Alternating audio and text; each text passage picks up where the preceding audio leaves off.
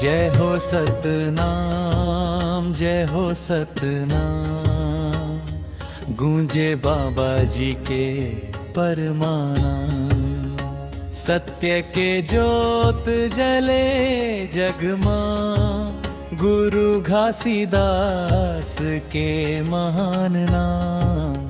जय हो सतनाम, जय हो सतनाम, नाचा गावे सारा जहां।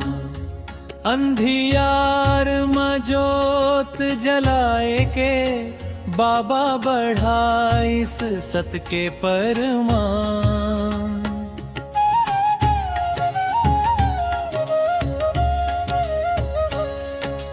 गांव गांव गूंजे आज बाबा जी के नाम।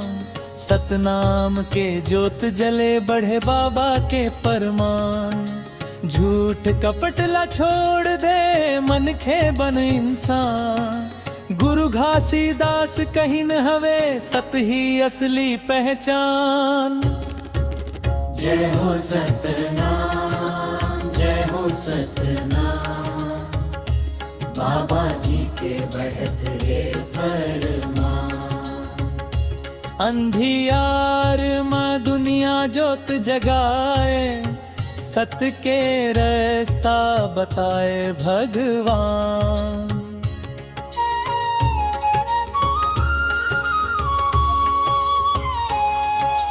जंगल जंगल घूम के दीने सत के क्या, भेद भावला मिटाए के बनाई से एक समान। गरीब दुखी के आस बनिस जग मां बढ़ी समान।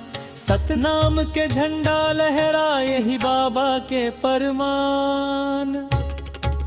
जय हो सतनाम, जय हो सतनाम, बाबा जी के बढ़त है परमान। नशा जुआ सब छोड़ब भैया, सतमा बस थे भगवान।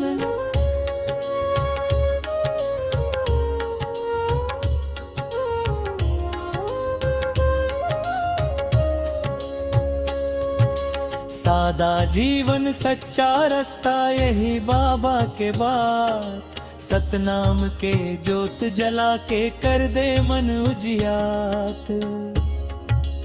जय हो सतनाम, जय हो सतनाम, गूंजे धरती आसमान। गुरु घासीदास के नाम लेके, बढ़त जाही सत के परमान। जय हो सतनाम, जय हो सतनाम, बाबा जी के बढ़त है परमान।